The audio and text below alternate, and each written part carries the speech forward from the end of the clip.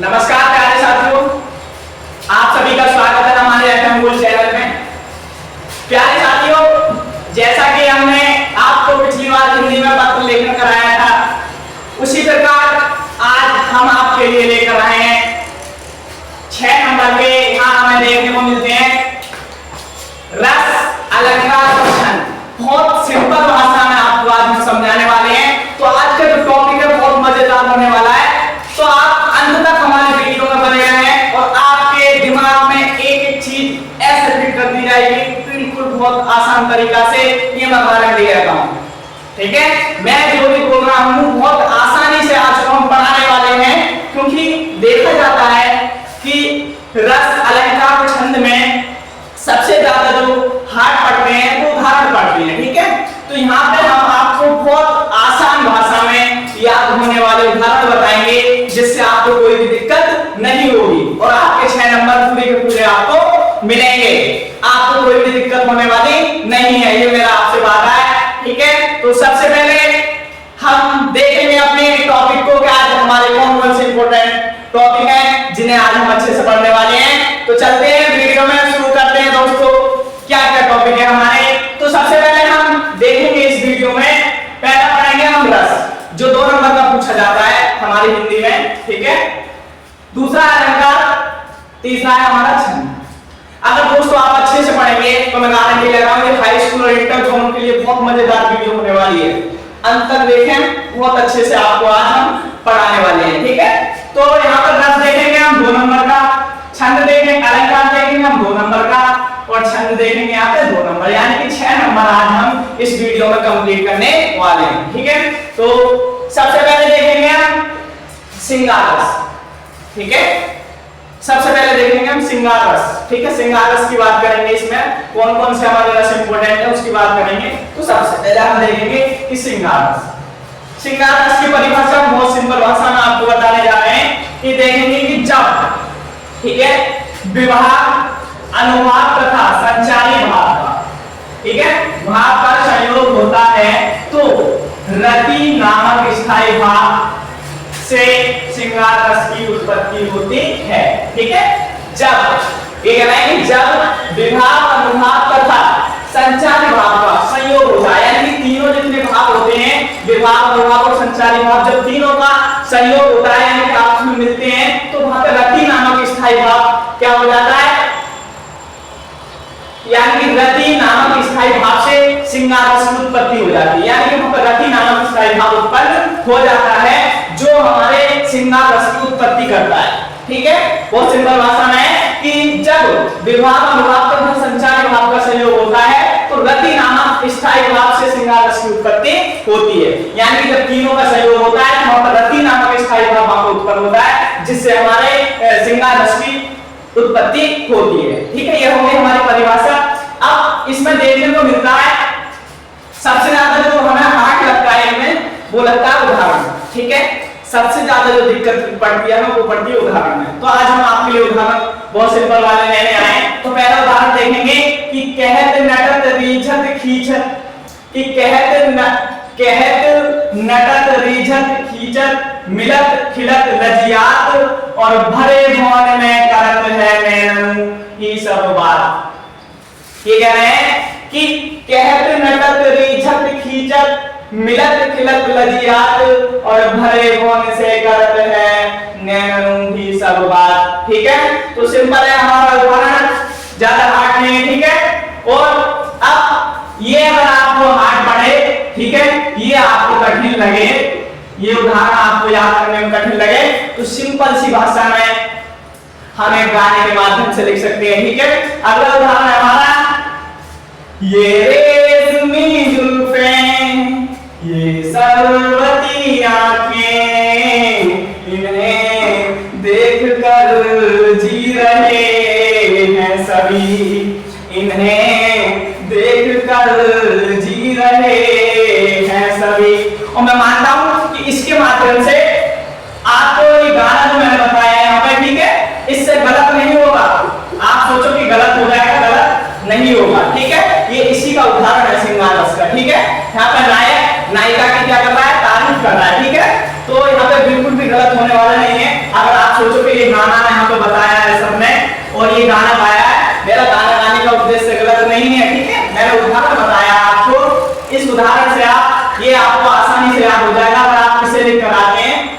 आपका जो उदाहरण है वो गलत नहीं होगा, बिल्कुल गलत नहीं होगा। ठीक है, आप इसे लिखकर आ सकते हैं या इसे लिखकर आ सकते हैं। ये याद नहीं हो तो ये याद कर लो, आप ये लिखकर आओ। ठीक है, मैंने शुरू में ही बताया कि मैं आज आपको उदाहरण बहुत सरल वाले बताने जा रहा हूं, जिससे आपको क्या याद करने में कोई भी कठिनाई नहीं होने वाली है। ठीक है, तो दोनों उदाहरण में से आपको जो अच्छा लगे, जो सरल लगे वो लिख के आना। ठीक है, अगला देखेंगे हम करुण रस।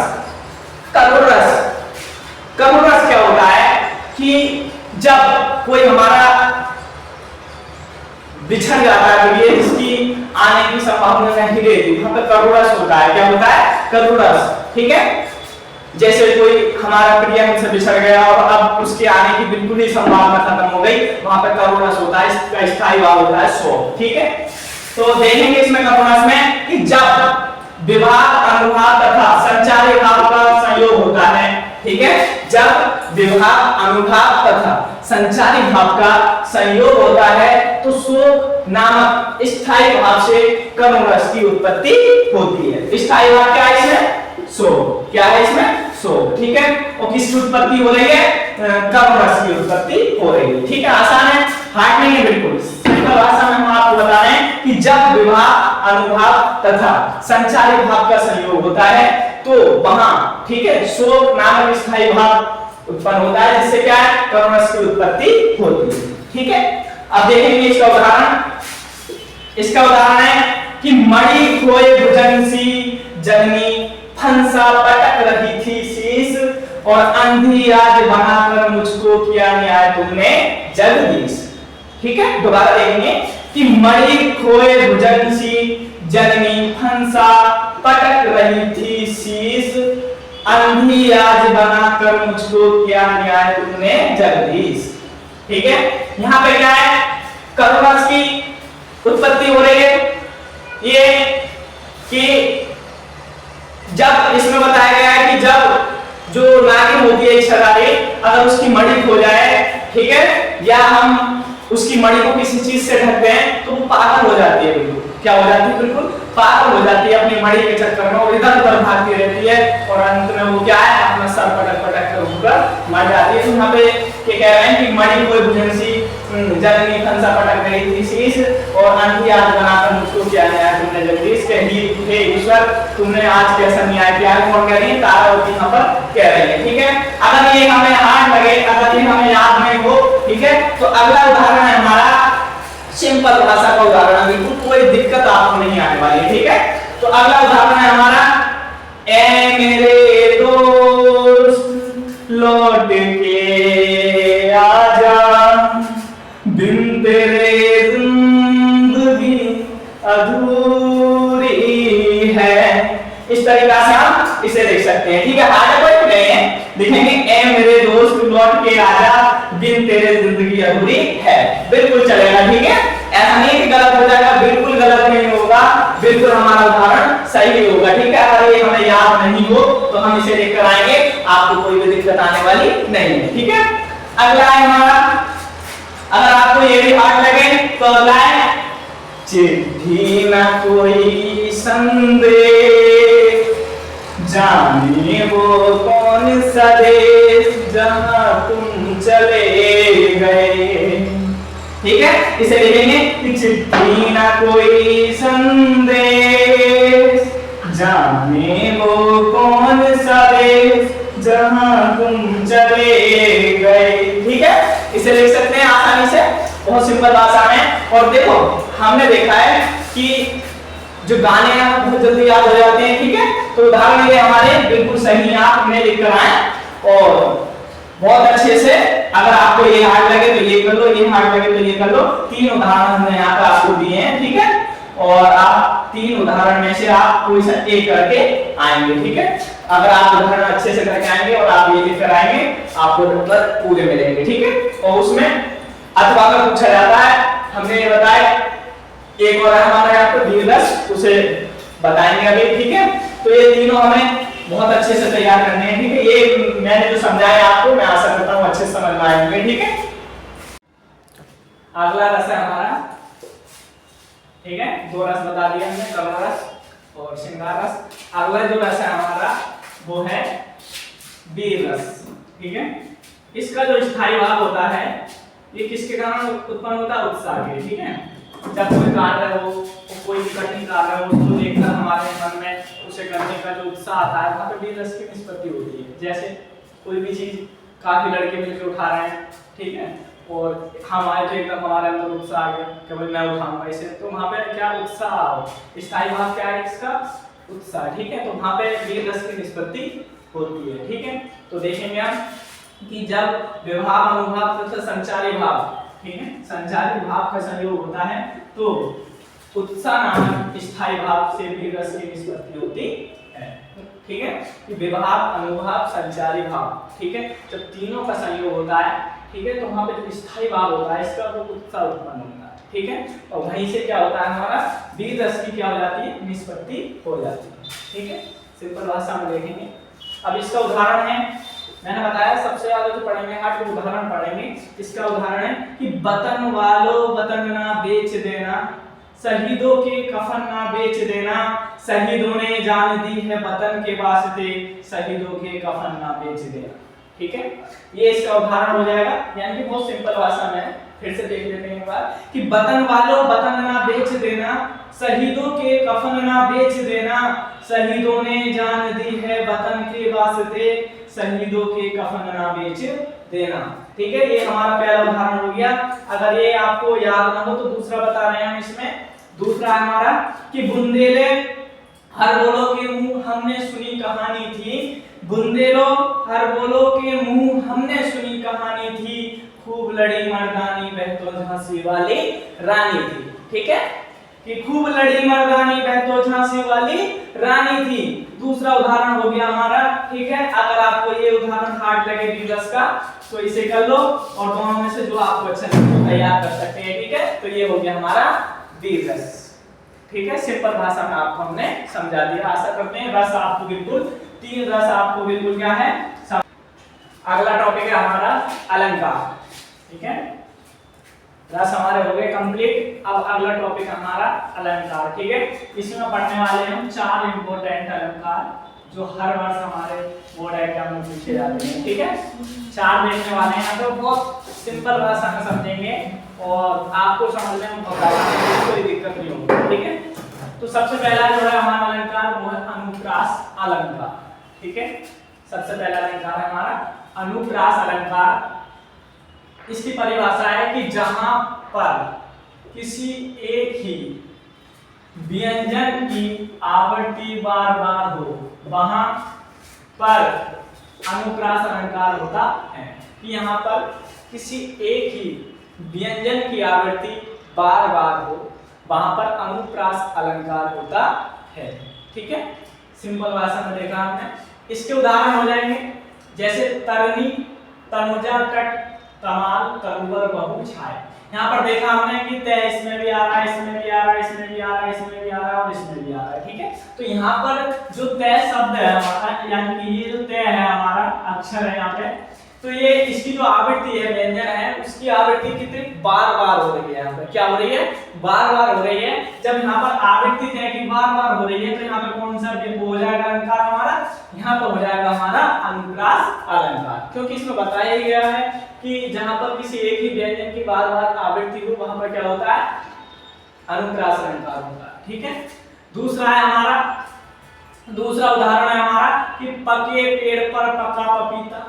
ठीक है, पके पेड़ पर पका पपीता। देखो पै की आवृत्ति यहाँ भी हो रही है, यहाँ भी हो रही है पै की आवृत्ति, यहाँ भी हो रही है और यहाँ भी हो रही है। ठीक है, तो कितनी बार हो रही है? 4 बार हो रही है यहाँ पर पै की आवृत्ति। ठीक है, तो सिंपल भाषा में तो यहाँ पर कौन सा अलंकार होगा? हमारा अनुप्रास अलंकार होगा।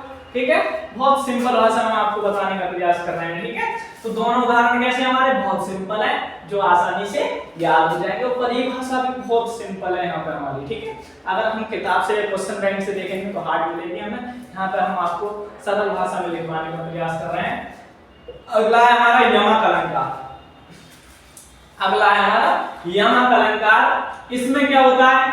इसमें ये कह रहे हैं कि जहां पर शब्दों की आवृत्ति बार बार हो लेकिन अर्थ भिन्न भिन्न हो वहां पर यमक अलंकार होता है।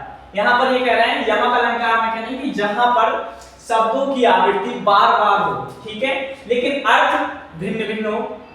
शब्द तो एक शब्द बार बार आ रहा है यहाँ पे, ठीक है, लेकिन उसका जो अर्थ है वो अलग अलग आ रहा है, ठीक है। यहाँ पे समझने वाली बात है कि आवृत्ति तो बार बार हो रही है एक ही शब्द की, लेकिन उसका जो अर्थ है वो अलग अलग देखने को मिल रहा है। जैसे उदाहरण है इसका कि ऊधो जोग जोग हम नहीं, ठीक है।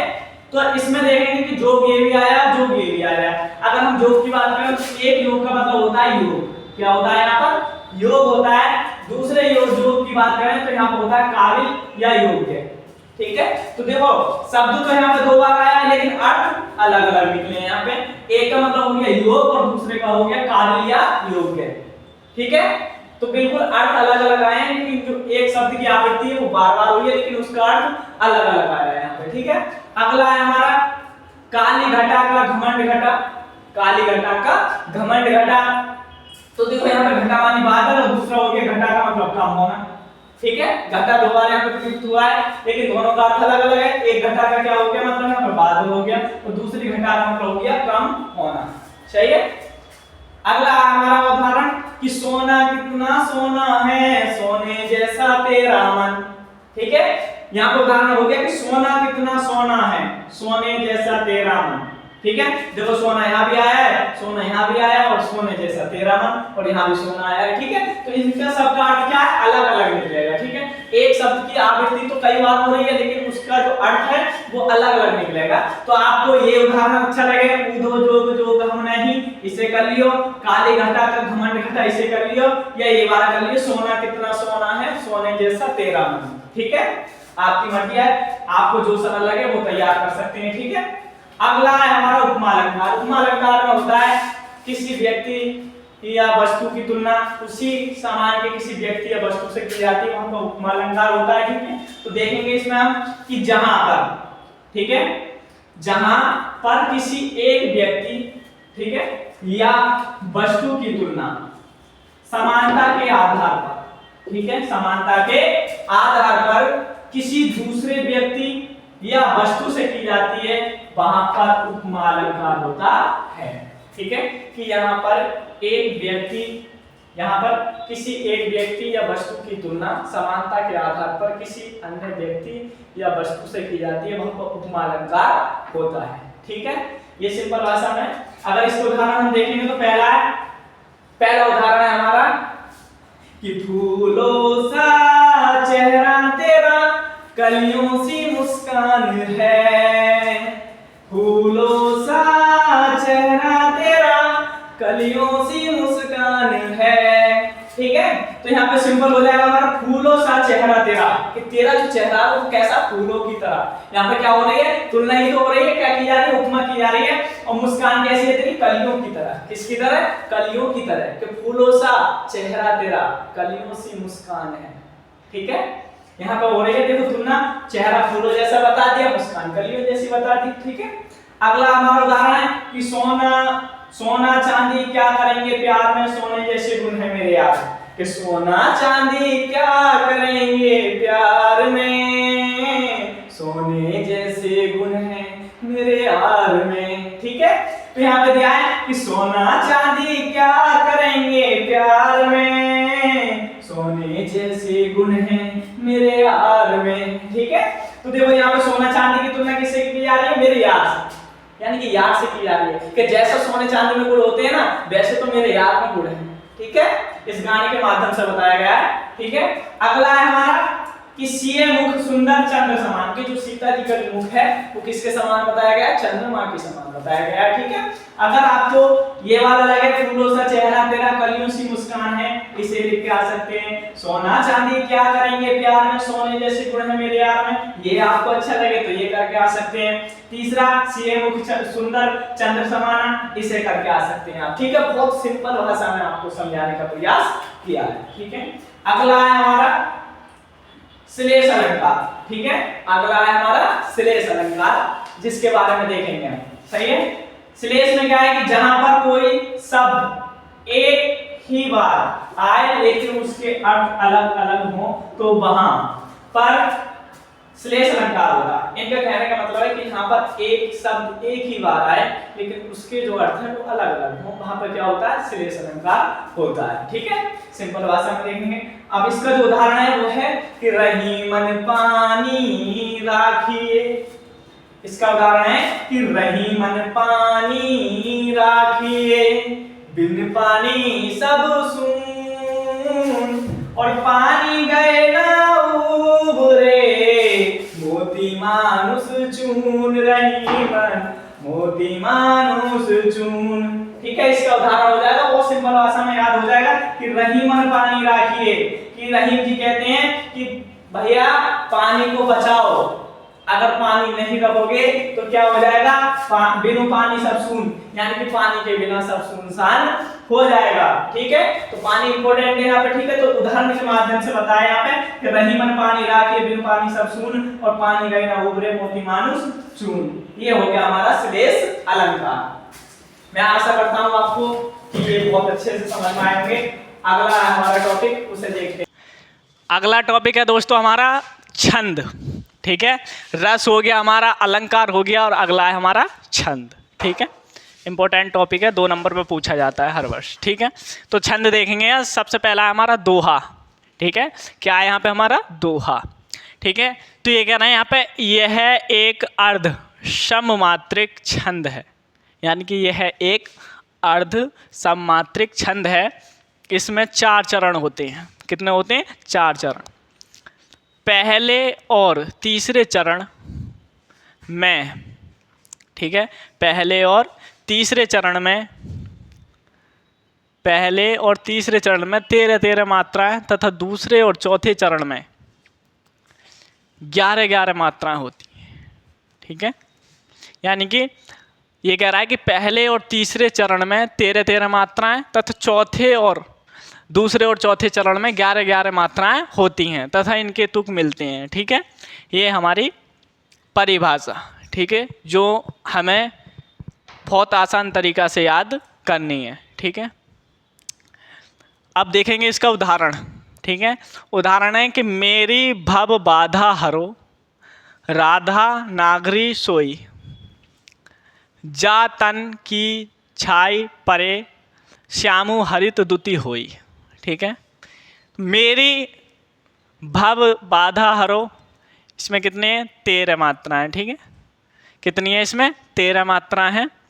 राधा नागरी सोई, इसमें 11 मात्राएं हैं हमारी। ठीक है, राधा नागरी सोई। जा तन की झाई परे, ठीक है, इसमें हमारी 13 मात्राएं। और ये जो है हमारा चौथा, श्यामु हरित दुति होई, इसमें हमारी 11 मात्राएं। ठीक है, जो आपको बहुत अच्छे से तैयार करना है। अगला है हमारा चौपाई। ठीक है, दोहा चौपाई, 2 ही याद करने हैं आपको, इम्पोर्टेंट है। ठीक है, अगला है हमारा चौपाई। यह है एक सममात्रिक छंद है, वो अर्ध सममात्रिक छंद था और ये सममात्रिक छंद है। इसमें 4 चरण होते हैं और प्रत्येक चरणों में, ठीक है, इसमें 4 चरण होते हैं और सममात्रिक छंद है, और इसके प्रत्येक चरण में 16 मात्राएं होती हैं। कितनी होती हैं, 16 मात्राएं। इनके अंतिम 2 वर्ण गुरु लघु नहीं होने चाहिए।